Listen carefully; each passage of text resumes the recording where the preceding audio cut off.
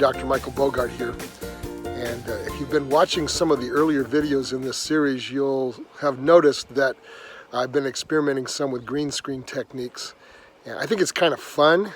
And I do have people who are technical who help me with some of the videoing, but I do a lot of the editing myself.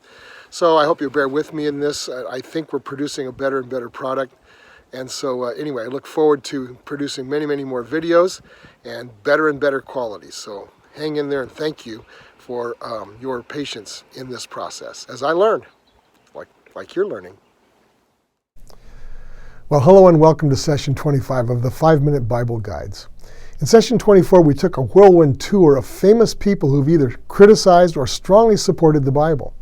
In this session, we'll be examining the claim made by some very loud voices in our world that the Bible is a racist book that's harmful to people. Yes, I know. If you watch session 24, I did say at the end of that video that this session, session 25, would be talking about why we should take the Bible seriously. Well, change of plan. In view of the supercharged political season in which I am making this video, the fall of 2020, I decided to move the whole racist charge forward in the lineup. So bear with me. All right, here we go. Let's start with the charge that God loves certain people more than others. Now, critics of the Bible make that charge based upon the fact, and it is a fact, that God calls Israel his chosen people. In passages like Deuteronomy 32:10 and Zechariah 2:8, God calls Israel the apple of his eye. In other words, his cherished ones. And by the way, what's left of Israel that these passages refer to are Jewish people, not only in the modern nation of Israel, but also widely scattered across the globe. So it's Jews everywhere today. Okay, fair enough. God does have special people. And I'll explain why this is really good news for the rest of us in just a moment. But does that make the Bible a racist book? Here are some other verses from the Bible to consider. 1 Samuel 16:7 takes place far back in the Old Testament, probably around 1000 BC or 3000 years ago. This verse tells us explicitly that God does not look at people's outward appearance, but at their heart. He judges what is inside. He does not judge, like we so often do, by the superficial characteristics of skin color, language, or customs.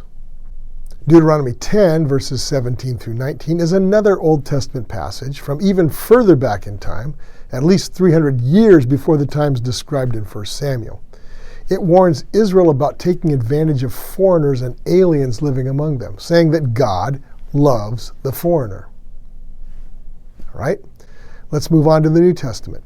In John 13:34, we read the words of Jesus as he gives this command to his followers: love one another. Now that's pretty broad, it's pretty inclusive, it's very far from racism. In Acts chapter 10, 34 through 36, God almost has to push the Apostle Peter to share the good news that God saves everyone through Jesus Christ. And if you read the previous verses to that particular passage, it's clear that at that point in his life, Peter was no lover of Gentiles. And by the way, Gentiles just means non-Jewish people. From the experience of seeing God redeem people that he didn't like, Peter realized that God accepts people from all nations who seek him. And it changed his whole viewpoint about people. Again, from the book of Acts, chapter 17, verse 26, the Apostle Paul says that all people on earth are genetically related, no matter their nationality. The book of James, chapter 3, verse 9, says much the same thing, that all humans are made in God's image. Romans 2:11, 1 Timothy 5:21, and James 2:8 agree that God does not show favoritism. Towards the end of the New Testament, 1 John in chapter 2, verse 11, and in chapter 4, verse 20, warns us that we cannot love God and hate our brother at the same time. And if we hate people while claiming to love God, we're lying, because it's impossible to do both. And finally, Revelation 5:9 gives us a little glimpse of heaven, where it sets the scene of a great multitude of redeemed people. It describes how they've been purchased for God from every tribe and language and people and nation. Why then does the Bible say that God chose Israel as his special nation? Well, isn't that a racist comment? Well, Genesis 12, 1 through 3 gives us a very clear and encouraging reason. It records God's calling of the patriarch Abraham, the father of Israel. And here's what God said to Abraham way back, probably now we're looking at 4,000 years ago. The Lord had said to Abram, "Go from your country, from your people, and your father's household to the land I will show you.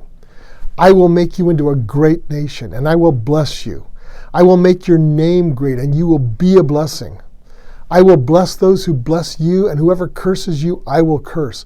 And all peoples on earth will be blessed through you."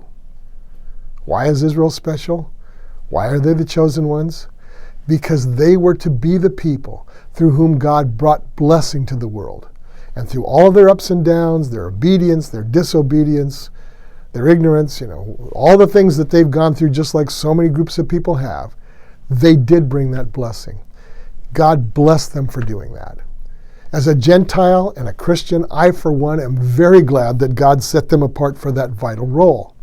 And far from being a racist book, the Bible is the essence of inclusive for all who want to be included, and that's good news. In the next session, we'll tackle the tough subject of whether the Bible condones genocide, the extermination of entire groups of people, or not. Some have criticized the Bible for that reason alone. Think of Richard Dawkins, for instance. Till then, this is Dr. Michael Bogart for the 5-Minute Bible Guides. We'll see you then.